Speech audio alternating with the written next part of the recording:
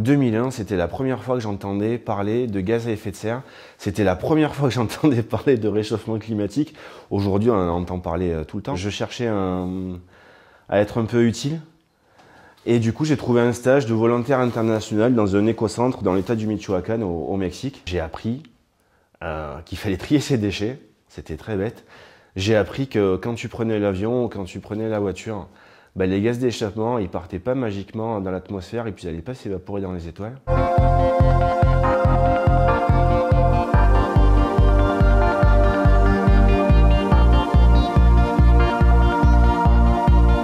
Là, on est chez Olin, dans le centre de recyclage et de réemploi de matériel informatique. Concrètement, on décarbone.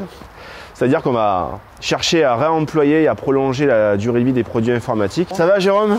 Ça va, Arnaud? On passe un bon week-end, l'aménagement, tout bien. C'est là où on reçoit les lots de matériel informatique de nos grands clients. Donc on va trier les matériels par famille de produits. Et ensuite on va massifier les produits par famille de produits, donc pour qu'ils soient ensuite audités, testés, donnés, effacés, réparés si c'est nécessaire, upgradés si c'est nécessaire, pour qu'ensuite on puisse le recommercialiser dans les meilleures conditions. On se fournit auprès de grandes entreprises comme la SNCF.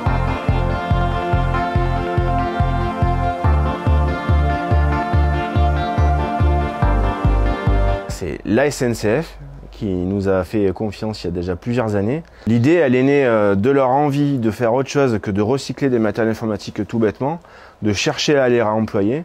Ils ont voulu s'associer à un partenaire qui était entreprise adaptée. Là, on est sur la page d'accueil du site.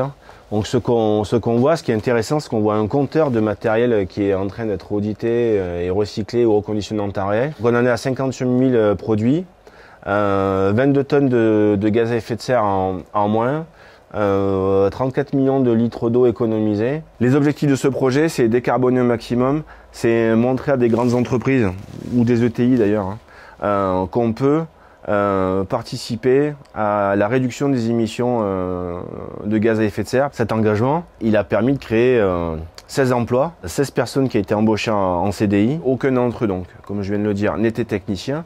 Et aujourd'hui, ils ont un niveau d'expérience qui est assez bluffant. C'est le début d'une grande histoire.